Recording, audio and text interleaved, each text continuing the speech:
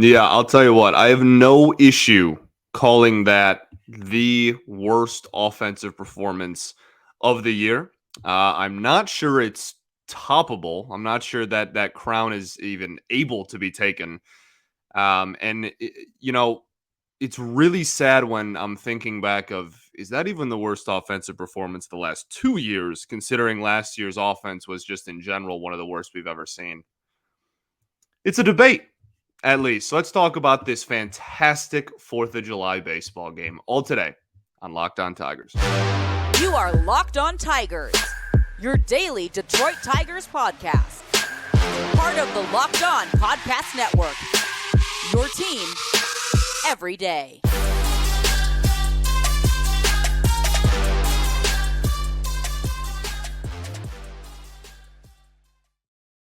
What is up, everybody? Welcome back to another edition of Locked On Tigers. I'm, of course, your host, Scott Bentley. Today is Wednesday, July 5th, 2023. Thank you so much for making Locked On Tigers your first listen every single day. We are free and available wherever you get your podcasts, including YouTube, part of the Locked On Podcast Network, your team every day. Today's episode is brought to you by Sleeper. Swing for the fences on Sleeper picks, and you could win up to 100 times your money.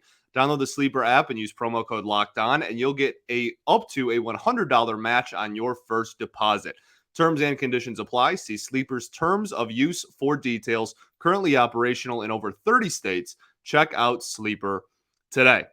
Sleeper is also a super accurate representation of the Tigers' offense today. So shout out to Sleeper. Great transition there. That was dreadful. That was really, really dreadful. The Detroit Tigers lose 1-0 in the 10th inning to one of the worst baseball teams of the modern era, comfortably. A team that is actively trying to be as bad as possible so that they can go through with a sale and go through with a relocation. That is the Oakland A's goal. If the Oakland A's lost out and not a single fan attended a home game the rest of the year, their owner would be happy.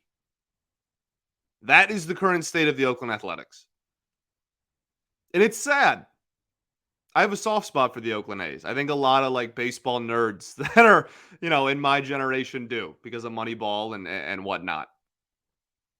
That doesn't take away from the fact that they are legitimately, their owner would literally be happy if not a single fan attended a game the rest of the year and if they lost out, because that would make the case for him to move the franchise that much easier than it already is. And the Tigers just lost 1-0. They got shut out. Not only shut out, because that's not good enough. Is this the Oakland A's first shutout of the year? I think it is. I think it might be.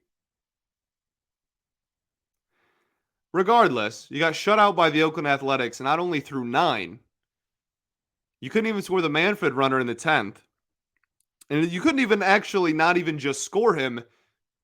The Manfred runner did not even reach third base in extra innings. That was horrific. That was awful. That game legitimately should have came with a parental advisory sticker. I don't think children should be allowed to watch the offense. That was awful. I was in attendance for this game. Childhood friend of mine was in town, so me and his family went down to the game. Thought it'd be a nice way to spend the 4th of July. Happy 4th of July, everybody, to all of our American listeners here. If you hear fireworks during this recording, it's because I'm recording on the night of 4th of July, so very prevalent. If you can't hear them, I certainly can, but I apologize, not much I can do. But we thought that it'd be kind of a fun way. They're playing the Oakland A's. Not that it's a guaranteed win, because you certainly can't say that about this team, but why not? It'll be a fun day, beautiful weather, night game.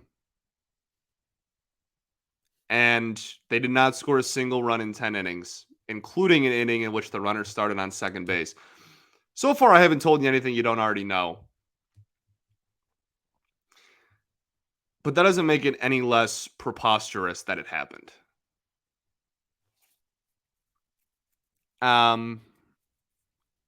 Okay, let's get it. Let's start breaking down the game itself. I want to start with the medical update. Tarik Skubal obviously started on Tuesday. There was a kind of a scary moment in that game where the trainer went out to check on Tarik. Thankfully, that has been reported as it was just a leg cramp, so no big deal. He finished the inning. And the reason he got pulled was because that was like a kind of a predetermined thing. It really didn't have anything to do with the trainer going out there. It was just a cramp. So no big deal. Thankfully. Eduardo Rodriguez will be back on Wednesday. So that is super fun. Today, as you're listening to this, he will pitch game 2 of this series. To make room for Erod, Garrett Hill has been optioned down to Toledo. And unfortunately, to make room for Tarik Skubal, Tyler Alexander finds himself on the 60-day IL. When will it end? Like, it's one thing. Not it's one thing, but like, this team already just put together a pathetic performance. Half of the team did. Anybody with a bat in their hands put together a pathetic performance in this ballgame, right? But to then on top of that, lose a guy who I think he's only given up 2 earned runs in the last like 20 innings or something like that. Well, I think before the 3-run homer, that was the case in Colorado. Tyler Alexander has been unbelievably valuable for this team. He's a long inning lefty reliever that does not walk anyone. Not only was he put on the 60-day, he will miss the remainder of the season. Tyler Alexander has not confirmed guaranteed out of the year, but pretty much every beat writer was like, hey, the writing is on the wall. There's a lot of inflammation going on there. They feel comfortable putting him straight on the 60 right now. And all signs point to him having thrown his last inning for the Tigers in 2023. Awesome. Just what we needed. So that started the day. All that news. Riley Green's on the itinerary here just really quickly. This is a very quick conversation. Riley Green was in the clubhouse, in the dugout rather, for this ball game, and I had several people reach out to me and go like, "What's happening, Riley? Why is Riley Green here?" Because he made his rehab assignment debut. That's not the correct terminology, but he played in Toledo on Monday. There is no like scare. There is no injury. They're just taking it very precautiously, and it was a scheduled day off. He was supposed to play on Monday, have the day off on Tuesday, and then I believe they're back in Toledo for like the remainder of the weekdays, I think. I don't know where they are this weekend, but I believe this series during the week, they're back in Toledo. So he just came up. He had a scheduled day off. He was with the team, and he will go back to Toledo and resume playing. So no news, no like jump scare of, oh, is he hurt again, whatever. Everything is fine, and he will resume playing immediately. Let's talk about this ball game. Let's talk about the good in this ball game, okay? Let's get the energy up. I just sat in the sun. For the game was over before the sun went down. They started the fireworks when the sun was still out because that's what happens when no runs are scored in the pitch clock era. The game is over in like an hour and 45 minutes. So, very, very, oh my goodness. Okay, boom. Let's talk pitching. The pitching was really, really solid in this game. We're not going to talk about the Oakland A's pitching. We'll get to that later when we talk about the Tigers offense. Tarik Skubal started this ball game. First game he has started since August of 2022. It has been almost a full calendar year since we last saw Tarik Skubal on the mound in Comerica Park. He was phenomenal. Truly phenomenal. And I went back when I got home. I went back and rewatched like his innings specifically. I definitely fast forwarded through the Tigers at bats. And a couple of things to note, okay, right off the bat. One, by the end of the outing, the fastball was up to 98.5 miles an hour. Wow. Okay. Second thing I want to note, we'll get to right after I tell y'all about our friends over at Sleeper. Sleeper is awesome. You can swing for the fences on Sleeper picks and win up to 100 times your money. You can use promo code Locked On, and Sleeper will match your first deposit for up to $100. If you want 100 times your money on daily fantasy baseball, Sleeper is now offering that 100 times payout for up to 8 pick contests. Choose as many as 8 players that you like and pick more or less on your favorite baseball stats like home runs, strikeouts, and more, right? So individual players, you can talk Ohtani. Is he going to have more or less strikeouts than the number that's given, etc.?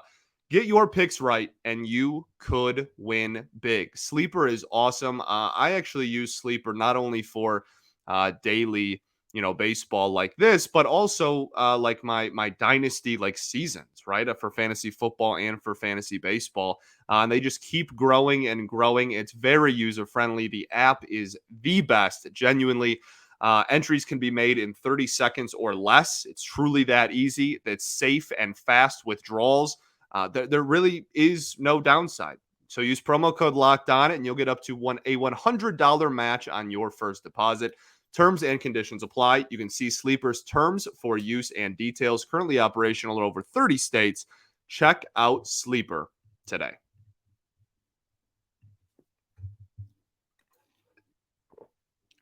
All right, everybody, welcome back here. Segment 2 of Locked On Tigers. I appreciate y'all for tuning in even after a 1-0 shutout loss to the Oakland Athletics. Golly. Thank you for making us your first listen every day. I greatly appreciate y'all. To the everydayers, we will be back tomorrow recapping game 2 of this series. So Tarik Skubal started. We talked about the velocity. The other thing that really jumped out at me was the slider, I think, looked different. I think that, I don't know if it was I don't, the spin numbers are about the same as they were last year, so I don't think it was anything like that. But pitchers mess with shape a lot, and I thought this was a lot sharper. And I think the biggest thing for me is breaking balls, sweepers, curveballs, sliders, etc. When they have good bite, obviously that's when they're at their best. That's a pretty Captain Obvious thing to say. But some of them, and we see it with Rhys Olson, not in this game, but sometimes, right? And I guess, honestly, the best example of this is Matthew Boyd, right? Like over the years, he has a slider that gets a ton of swings and misses, but it also doesn't have like a really hard late bite. It's just kind of one fluid movement. And that also causes, if it's hung in the middle of the strike zone, which he has a tendency to do, they can get hit very, very hard. I thought this shape of this slider, not a ton different, but I thought that it had a late kind of dive action to it.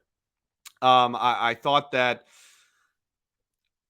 I don't want to say like when it got to this point, it just like fell off the table, but it almost looked like it had kind of a later bite to it. And I would imagine that they've been working he hasn't pitched in a year, right, at the major league level. So I'd imagine they've been working on stuff along with the rehab process, also working on still growth as a pitcher. He's still a young pitcher that's trying to take strides in this league and get better and better. Like injuries, you can't really use that as an excuse when you're at the major league level to stop trying to get better. And I would imagine that has something to do with it. So it's not something that I noticed a ton when watching his rehab starts.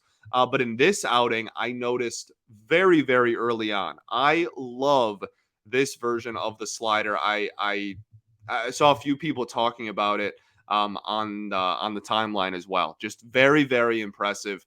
And it topped out at 91 miles an hour. Right? Like if he's throwing 96 mile an hour fastballs with 90 mile an hour sliders and 86, 87 mile an hour changeups, you're talking about a guy who has the ability to be absolutely lethal from the left side. So that was one thing I noticed. The changeup was the biggest thing for me, to be completely honest with you. He only threw it 7 times. There's a legit argument that they were the 7 nastiest pitches of his entire outing. I thought the changeup looked phenomenal. And I know you want to kind of make it as simple as possible in first outing back. You don't want him to get too much and throw 20 of each pitch or whatnot. And he was always going to be fastball heavy in his first outing back. And his fastball is great. So no complaints. And he literally didn't walk anyone, didn't give up any hits, right? Like if it wasn't for the hit batter, he would have gone 4 perfect innings. But oh my goodness. He had one of them was a strikeout, but he had 2 whiffs on it specifically that, oh my goodness, just fell off the table late. Got up to like 86, 87 miles an hour. Insane movement. I was a huge fan of everything I saw. Tarik Skubal, 2 thumbs up. Fantastic. I would imagine that they'll kind of, I don't want to say baby him, but they'll be very cautious with him leading up to the break. The break will happen, and then hopefully break on top of just time the rotation. It'll be a while since he has pitched last. In the second half, I expect them to kind of let him off the leash a little bit more. So awesome first outing back. First outing in almost a year. 4 innings, no hits, no walks. Not a whole lot of complaints. Then we went to Rhys Olson for the next 5 innings, and he was stellar. He goes 5 innings, 1 hit, no earned runs, 1 walk, and 5 strikeouts. The ERA is now down to 4.02. Look, this slider is a major league slider. It is so filthy. You can see it from the seats. If you're at the game in the crowd, you can see it move a boatload. You can watch it on TV and see it, dance like crazy. It is a lethal pitch. His slider legitimately, I think the average spin on it over the course of the year is like a tad over 3,000 RPM, which is unbelievable if you track spin. So yeah, and topped out at 87.5 miles an hour on top of that. The kid's going to be okay. The stuff will play. That's always been a thing. The biggest thing for me, and the thing that in his last outing, I told everybody to keep an eye on, and I will continue to do so. The effectiveness of his fastball has been a huge question mark for me. The slider's going to play. He's going to get swings and misses on it, whatever. Now, in this outing, he threw more sliders than he did any other pitch, which I love. This whole, like, you got to overthink and try to set hitters up all the time. Obviously, setting up and pitch sequencing is just part of baseball, but why not throw your best pitch the most? Who says that your best pitch, A, has to be a fastball, or B, that you need to throw the fastball more than anything else? Go to what works, baby. Like, and that's something that I love Chris Fetter for, because that's very much his mindset, and it's been very clear since the beginning. There's none of this pitching backwards. Oh, if you can start with your weak stuff and get ahead in the count, then you can go to your good stuff. Yeah, but if you're throwing your weak stuff early, it's going to get crushed early. Throw what works, dog. You don't have to be a rocket scientist. You don't have to overthink it. Just go down and throw your best pitch more than any other pitch. And that's exactly what he did in this outing. Now, it was 1 more, but still, the fact that he's throwing the slider even the same amount of his 4-seam fastball, I love. And I think it made his 4-seam fastball more effective. We've been talking a lot about, like, his 4-seam fastball just hasn't been very good at the major league level. And he has, even in the minor league level, it wasn't very effective as far as, inducing strikes and whatnot. He had 3 called strikes and 3 swinging miss strikes on the fastball. He had 5 balls in play, 3 foul balls. So there you go. In some way, shape, or form, 9 of his 23 4-seam fastballs were strikes, either fouls, swinging miss, or called. That's not awful. He had a 26% CSW percentage on the 4-seam fastball, 29% overall, because the slider pushed 40% on called strikes plus whiffs percentage. Throw what works. Do not overthink it. And then when your fastball, that, by the way, goes like 96 miles an hour, the velocity is not the issue. When your 96 mile an hour heater with tailing movement becomes your secondary pitch, and you're using the slider to set up that, it's a whole different world. It's literally, you're a whole different pitcher. And that's awesome, because it worked really well in this ballgame. Now, in the same breath that we're going to talk about in a second, that the Oakland A's pitching staff is not good, and the Detroit Tigers got embarrassed by them. It is worth noting that the Oakland Athletics lineup is legitimately one of the worst lineups I've seen a major league roster at full health put out there in a while. Now, the last 16 months, the Tigers are up there. They're up there on a daily basis. Absolutely. But do not get it twisted. This Oakland A's lineup is really brutal. Outside of 2 players, I really, really like Rooker, as a lot of people do. He's got an OPS over 800. I really like Nada, their first baseman, because he walks more than anyone, and it's awesome. Oh boy, that's it for the pitching. Tyler Holton pitched. I have nothing bad to say about what Tyler Holton did. The Manfred runner scored. He got 3 outs. I don't have anything really bad to say. Bunted him over, got outs, but what are you going to do? Shouldn't have even gone to extras. This game is entirely on the offense. Tyler Holton is off the hook. Now we have to talk about the offense, which is not going to be a very fun conversation. We'll do that right after I tell you all about our friends over at Margs. This episode is brought to you by Margs Sparkling Margaritas. Look, you guys know I love a good drink, and I've been trying to find a replacement for the typical White Claws and High Noons of the world. Thank goodness I stumbled upon Margs. Their refreshing, ready-to-drink sparkling margaritas have officially become my go-to cocktail. Crafted with real Blanco tequila, Margs are clean, crisp, and genuinely taste so good. They've got 5 unique flavors, so there's something for everyone to enjoy. I love these the most when kicking back after work, watching a game on the weekends, or just hanging out with friends. This summer, I can't wait to pack my cooler with Margs, as I already have, and will continue to do so. Backyard barbecues, boat trips, 4th of July, perfect days at the beach.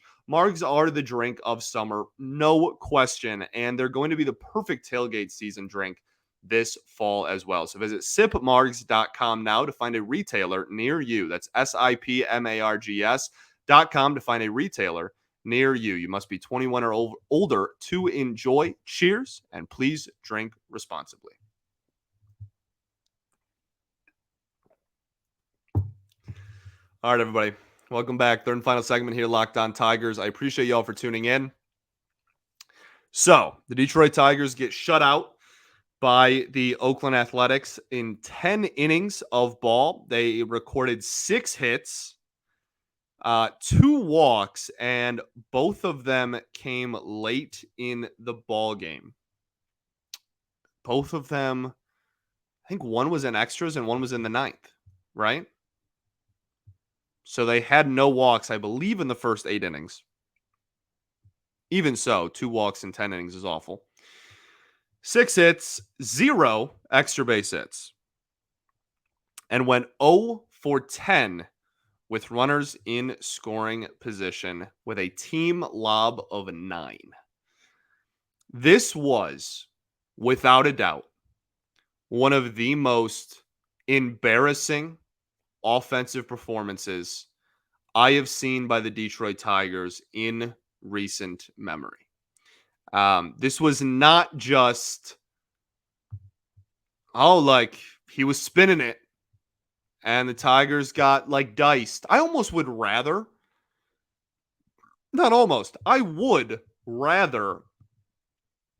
Sears went out there and had 15 strikeouts. Legitimately, I would. Because that would at least mean the stuff was dancing, right? He was getting people to swing and miss. He was getting people to chase. He had 4 strikeouts and 5 hits given up. They were all singles, like I said. No walks. 4 Ks in 7 1/3. He wasn't striking out people. The Tigers just went out there, swung early, swung often. 0 outside of the bases loaded situation, right? In which Javi Baez took a fastball for a strike with the bases loaded. Took a pitch. Javi Baez took a pitch and it was a strike. He might not take a pitch for the next 2 weeks. So, I don't. The only analysis I can really give you is we can talk about how bad the lineup is again. And I guess I'll say my piece in the sense that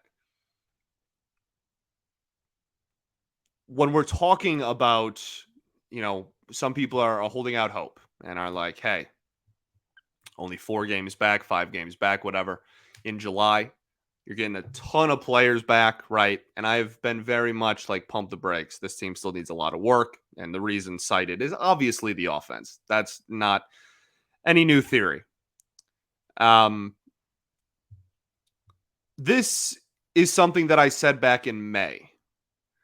When the bad teams you play on your schedule don't feel any different than the good teams you play when you're watching the game, it's time for some self-reflection. And that's not to say that the Tigers can't turn around and still win this series. Honestly, I'm not going to say that. Never mind. They can very, very much have the ability to win the next 2 days. You got Erod and Lorenzen going on the bump. The A's pitching rotation is brutal. Their lineup is awful. Very, very in the realm of possibility. They go out there and win the next 2, even if they win them comfortably. But the fact of the matter is, this offense has proven time and time and time and time again that they are beyond capable of doing this against literally anyone. And before this game, it hadn't happened against the A's yet, right? It hadn't happened against one of the worst teams we've ever seen assembled. It had happened against bad pitchers. We talked about in Coors Field, guy with a 7 ERA. Diced you for 7 innings, right? They've also put up really good performances against really solid pitchers, really good pitchers even. Cy Young candidate pitchers. They've done well against, had great approaches, knocked those guys out of games early, scored runs off them early and often, had great approaches. The only analysis I can give you is that this game, I'm big on approaches.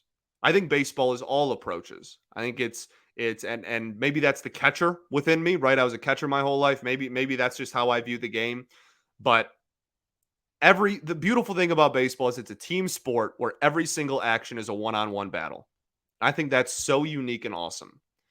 And you have to have an approach when you step into the box, especially when you are a major league baseball team. You cannot just go up there and go, oh, we'll probably figure it out. This shouldn't be too hard. That works in high school, sometimes for some people. By the time you're in college, you're getting, data. You're doing research on pitchers. You're trying to figure out a certain approach depending on who you're facing, etc. And the great ones overcome that, and the great pitchers can go out there and any pitcher on any day can overcome a really good game plan against, right? Figure out what they're doing early, you change it up, etc., etc.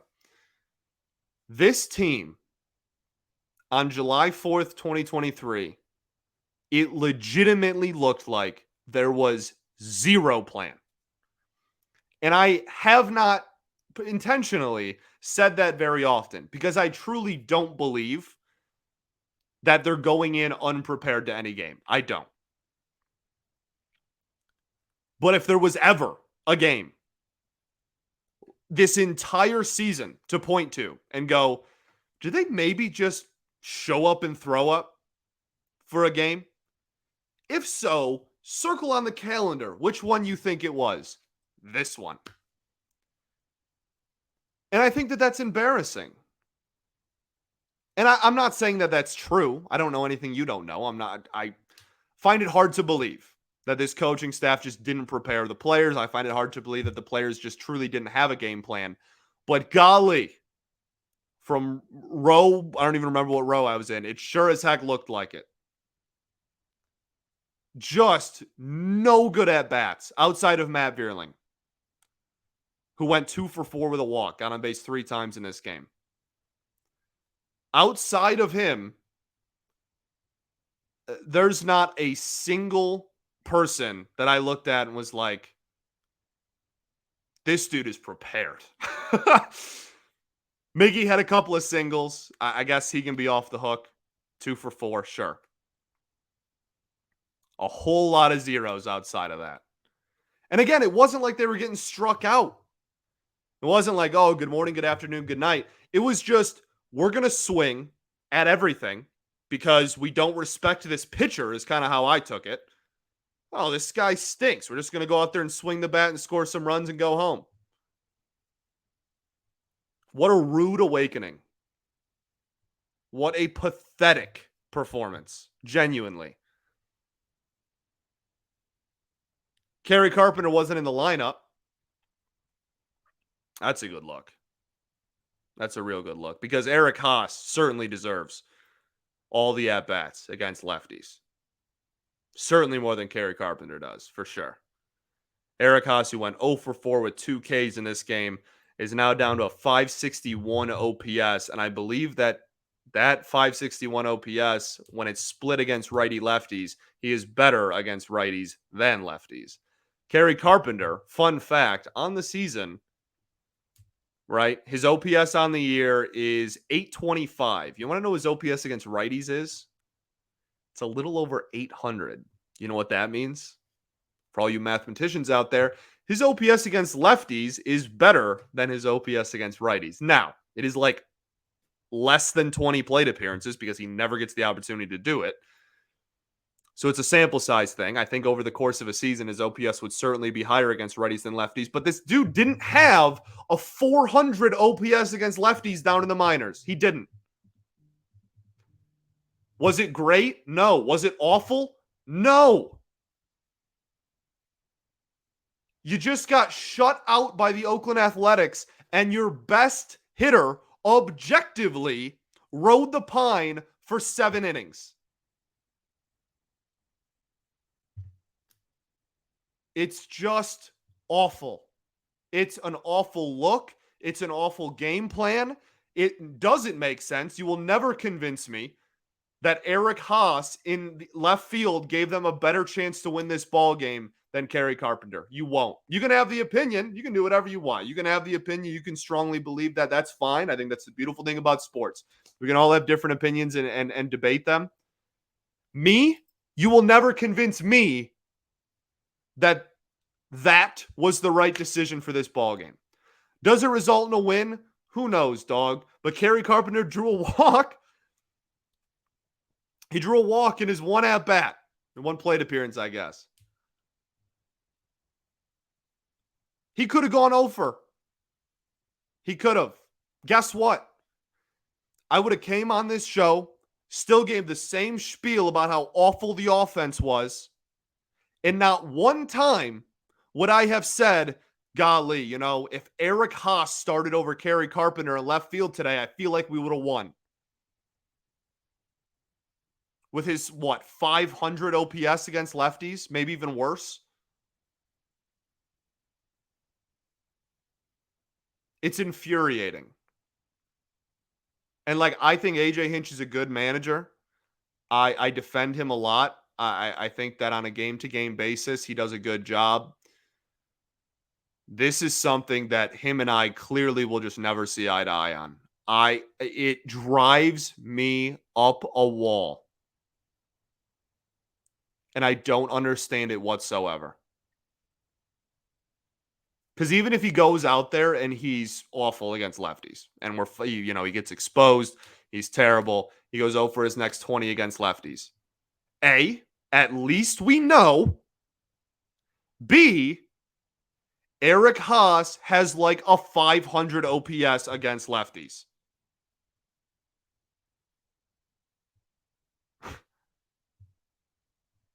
I don't know. Got a few people asking me about the odds that Eric Haas was going to get DFA'd. I don't think that it's happening anytime soon if it is. They don't really have a viable catching option down in the minors they have catchers that they can call up, but I'm not sure they have any that they would go, oh yeah, it makes sense to call this guy up instead of I don't know, keeping Eric Haas out there. Andrew Knapp has proven time and time again he can't hit major league hitting and he can hit minor league hitting. That's going to be anticlimactic. Donnie Sands is interesting. He hasn't really had a very good year in AAA, though. I don't know. Series outlook. We'll end the show here. Yeah, I mean, you have to win the next two. I think the biggest thing for me, and this is the point I'll end on, I didn't expect them to sweep this team. And Monday's show was the draft preview, so I didn't get a chance to say that. But genuinely, I've said it time and time again throughout the season. I don't expect this team to sweep anyone. I don't. They're not good enough to sweep someone. They're not good enough to beat any team in baseball 3 times in a row. I genuinely believe that. And that's very easy for me to say now after we just lost to the Oakland Athletics. But I'm very open when I'm wrong. I feel like I'm very transparent and very open to y'all when I am wrong about something. I promise you that is what I would have came on here and said. I didn't expect to sweep this series, but maybe like a 4-5 loss where the bullpen blows it, or like a 4-5 loss where it's a close game. Maybe a 6-7 loss, and like Tarik's not sharp in his first start back or something like that. You lose the finale because you just like throw a bullpen day or something. I don't know. But losing in this fashion is dreadful. You got shut out by one of the worst teams assembled in recent memory. And that's just embarrassing. Okay, so go win the next two. You can.